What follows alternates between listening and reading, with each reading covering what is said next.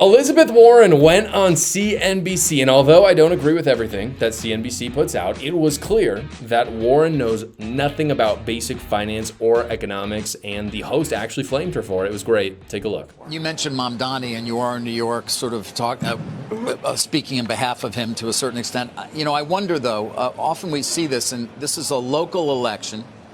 New York does not operate in a vacuum. It competes with other cities. And so this idea of somehow raising taxes on the wealthiest New Yorkers, who, by the way, I would point out, pay roughly 15% of their income right now between city and state, raising taxes on them will simply drive them away. Shouldn't the focus of a mayor be on delivering services to the constituents of the city and doing that by raising the most revenue as possible without chasing businesses and the high-income taxpayers out of the city? Because they can go to Austin, they can go to Dallas, they can go to Atlanta, they can go to Nashville. This is your issue. It's a national issue, not a local issue. The issue is affordability. Do you know how many working families are chased out of New York City every day because they can't afford housing, they can't afford groceries, they can't afford child care?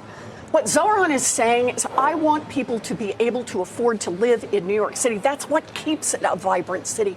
That's what makes people want to live Nobody here. disagrees with that, Senator, but raising taxes in order to do it? Why is that the answer? Oh, dear. Are you worried that billionaires are going to go hungry? No, I'm worried that they're going to leave and spend their money elsewhere. They've threatened to do that over and over and over. And they have. They've left. But here's the thing. And Goldman Sachs, when they create new jobs, they do it in Dallas. And Blackstone won't build a new headquarters. And go on and on. You want to have a workable city?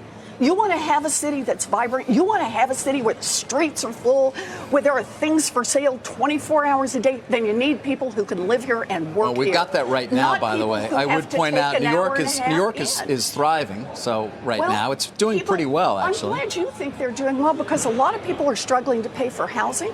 A lot of people are struggling to pay for groceries. And I got to tell you, mamas and daddies who are facing $25,000 a year to pay for childcare. So the host is wrong about New York thriving. We're going to put that aside for a second. Screaming affordability, which is all leftists do. That's what Mamdani does. It's what Elizabeth Warren does. It's what Bernie Sanders does. It's not a legitimate economic strategy.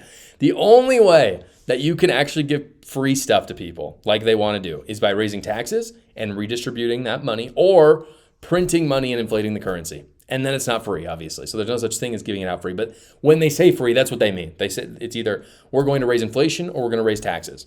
And by the way, it actually costs more. Even if they did do that, it does cost more for them to do it through the government than just if the free market had worked it out. And that's independent of the inflation or the taxes raised. But what Elizabeth Warren does is she screams at her opponents, like this host, and she says, you are so evil. You don't think people should have food. You don't think people should have water or shelter. And it's like, no, that's a lie. It's a straw man. It's stupid.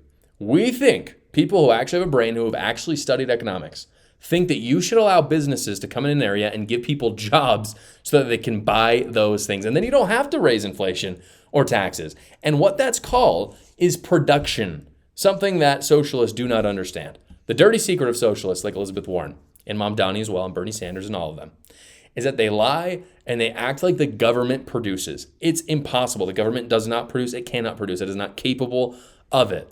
The only thing that produces are American people working in American businesses.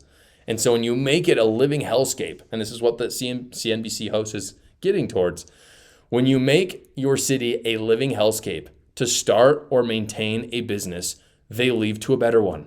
It's that simple. They don't just die out. Sometimes they do if they don't have much will. But usually they just leave, because people who produce don't stop producing. They're just producers. I mean, they're just awesome people. So they don't just stop, they leave. That's what's happened in New York. That's why Texas and Florida are thriving and New York is not thriving. And even though I don't live in New York, I do think it's a shame. I feel sad for them, because socialists are destroying that city.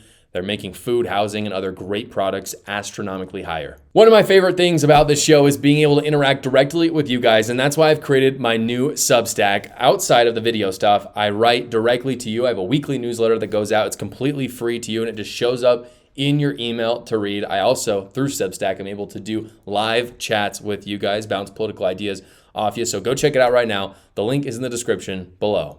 Thank you so much for watching this episode, everybody. Please like the video and subscribe so that other great patriots like yourselves will see it. And you can tune in every single weekday at 6 p.m. Eastern for the live show, or you can watch another video right here.